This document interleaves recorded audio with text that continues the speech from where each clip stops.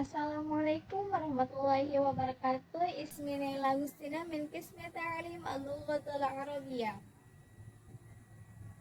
Tashilan li wa tafhima lakum afandil lughatil wataniyah. Baik, langsung saja masuk ke materi. Apa itu filsafat? Filsafat secara etimologis berasal dari kata Yunani yaitu filosofia yang artinya adalah cinta kearifan. Akar katanya yaitu philos yang artinya adalah cinta dan sophia yang artinya adalah kearifan. Menurut pengertian yang semula yaitu pada zaman Yunani kuno, filsafat artinya adalah cinta kearifan atau cenderung kepada kebijaksanaan. Filsafat memiliki dua objek, yang pertama yaitu objek material dan yang kedua adalah objek formal. Secara singkat, objek material adalah yang berhubungan dengan apa yang dipelajari, sedangkan objek formal adalah yang berkaitan dengan bagaimana cara mempelajarinya. Filsafat memiliki beberapa cabang. Yang pertama adalah metafisika. Metafisika yaitu yang membahas tentang hakikat, realitas, dan keberadaan. Yang kedua yaitu epistemologi yang membahas tentang pengetahuan, sumber, dan batas-batasannya.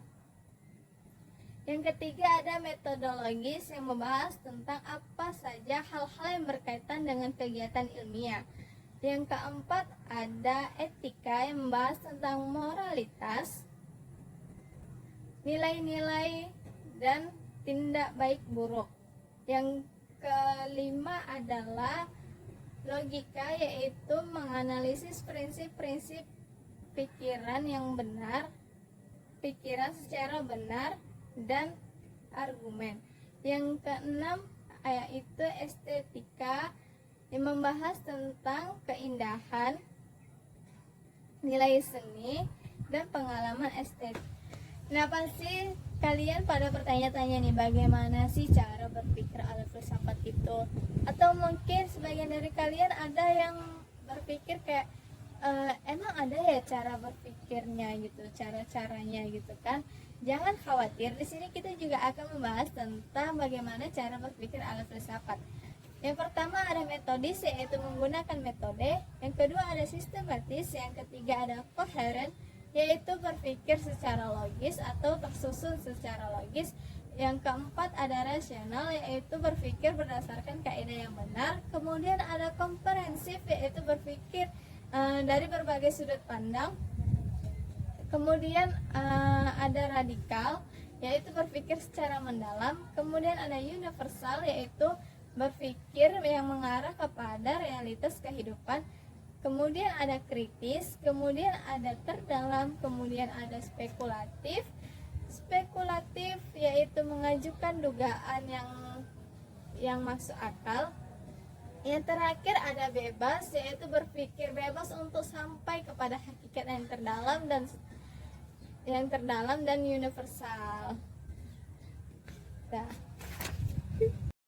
Kemudian masuk kepada sejarah perkembangan filsafat Yunani, yaitu yang pertama para Socrates pada abad ke-6 sampai ke-5 sebelum Masehi. Para filsuf fokus pada pertanyaan tentang alam dan prinsip dasar realitas. Kemudian pada abad ke-5 sampai ke-4 sebelum Masehi adalah periode puncak filsafat Yunani kuno yang fokus pada etika, politik, epistemologi, dan metafisika.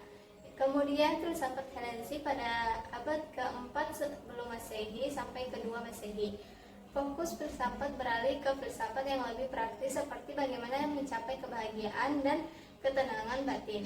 Kemudian abad ke-3 sampai ke-5 Masehi, periode akhir dari perkembangan filsafat Yunani serta memberikan pengaruh besar terhadap perkembangan filsafat agama. Demikian dari saya. Sekian dan terima kasih. Wassalamualaikum warahmatullahi wabarakatuh.